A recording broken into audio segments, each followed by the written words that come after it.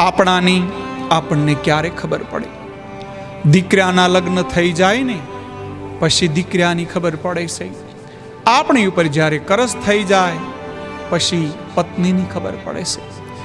કરજમાં ઘેરાઈ ગયા હોય ત્યારે પત્નીની ખબર પડે, મારા ઘરેણા વેચવા પડે તો વેચી નાખજો, તમે જરાય ઉપાધિ કરતા નહીં, કોઈ ચિંતા કરતા નહીં. અને પત્ની જ્યારે બીમાર પડે ત્યારે પતિની ખબર પડે છે. સારો પતિ હોય તો તમામ કામને મૂકીને પત્નીની સેવા કરવી પડે તો સેવા કરે છે. માલ મિલકત વેચવા પડે તો એ પણ વેચે છે અને પત્નીની સેવા કરે છે.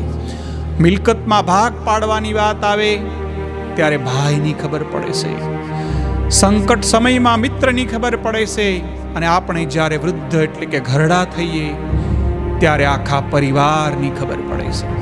કમાતા હોય ત્યારે તો બધાય હાચવે, પણ જ્યારે કમાતા બંધ થઈ જઈએ ત્યારે શરીર ખાટલામાં હોય ત્યારે જે સાચવે એ સાચી સેવા છે. એટલા માટે આપણાની આપણને ક્યારે ખબર પડે કે જ્યારે વૃદ્ધ થઈએ ત્યારે, ગઢા થઈએ ત્યારે.